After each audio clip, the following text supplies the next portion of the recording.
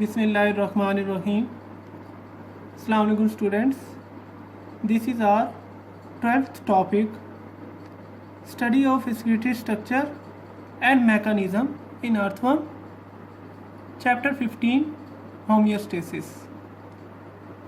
Earthworm belongs to phylum Annelida and it is a segmented organism.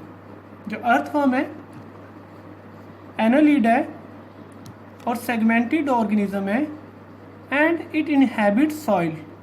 ये किसके अंदर रहता है? सॉइल के अंदर रहता है. The excretory product of earthworm is urea and ammonia.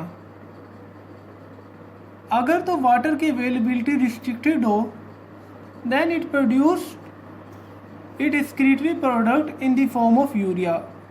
In moderate और restricted supply of water. If water is available in abundant amount, ज़्यादा अमाउंट में अवेलेबल हो तो फिर जो अर्थवर्म है ये नाइट्रोजनस वेस्ट किस फॉर्म में खारिज करता है? अमोनिया की फॉर्म में. तो इसकी जो एक्सक्रीटरी प्रोडक्ट है वो दो तरह की है, urea and ammonia, depend on the availability of water. Now we discuss its excretory structure.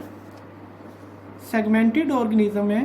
मैंने पूरे एक ब्लॉक का सेगमेंट पूरा एक्सक्रीटरी स्ट्रक्चर ड्रॉ किया है. The excretory structure of earthworm is known as metanephridium. The tubular excretory structure present in the earthworm have two openings, nephridiopore and nephridiostome is known as metanephridia, single मेटानेफ्रीडियम.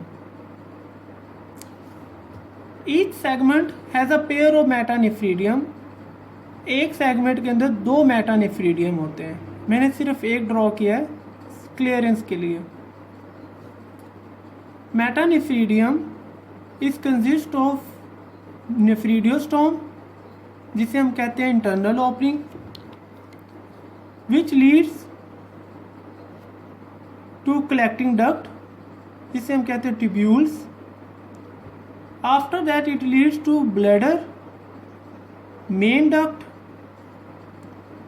and it opens outside to the nephridiopore. और ये बाहर की environment में open होता है नेफ्रीडियोपोर के through, जिसे हम कहते हैं external opening. Nephridiostome internal opening, nephridiopore external opening. दरमियान में जो ट्यूब्यूल्स का जाल है उसे कहते हैं कलेक्टिंग डक्ट. जो लास्ट में बड़ी मोटी ट्यूब्यूल है उसे हम कहते हैं bladder. This is all about the structure of excretory earthworm. Now we will discuss its mechanism. जितना भी फ्लूइड है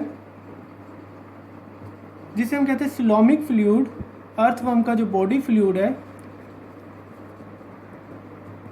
वो किसके थ्रू इंटर होता है? इंटरनल ओपनिंग नेफ्रीडियोस्टोम के through. All body fluid Coelomic fluid enters into the tubular system through the nephridiostome. नेफ्रीडियोस्टोम से inter होके वो कहाँ पे जाता है? कलेक्टिंग डक्ट के अंदर. कलेक्टिंग डक्ट के गिर्द आपको रेड कलर की कैपिलरीज नज़र आ रही होंगी. यहाँ पे एक प्रोसेस होता है जिसे हम कहते हैं selective reabsorption. A process takes place known as selective absorption. जितने भी यूजफुल सब्सटेंस हैं वो इस सिलोमिक फ्लूइड से क्या कर लिए जाते हैं? एक्सट्रैक्ट कर लिए जाते हैं at the point of collecting duct, और एक्सट्रैक्ट करके एब्जॉर्ब करके कहाँ पे चले जाते हैं? ब्लड कैपिलरीज में. जब सारे यूजफुल सब्सटेंस निकाल लिए जाते हैं तो पीछे जो बचता है वो क्या होता है? वेस्ट. वेस्ट कहाँ पे आके स्टोर हो जाता है? Into the bladder. And from here it is excreted outside through the external opening known as nephridiopore. Again, all body fluid enters into the excretory structure through nephridiostome. पहला point, internal opening जो है उसे नेफ्रीडियोस्टोम कहते हैं. Ciliated opening होती है. इसके गिर्द आपको सीलिया नज़र आ रहे होंगे. और ये इमर्स्ड हुई होती है सिलोमिक फ्लूइड के अंदर। पहला नेफ्रिडियोस्टोम, उसके बाद वेस्ट मूव कर जाता है to the collecting duct. Collecting duct से यूजफुल सब्सटेंस निकाल लिए जाते हैं, अर्थवर्म की बॉडी वापस ले लेती है। जो बाकी बचता है वो क्या होगा, waste substance is excreted outside through the nephridiopore. ये स्कीमेटिक डायग्राम है इसके पूरे मैकेनिज्म की।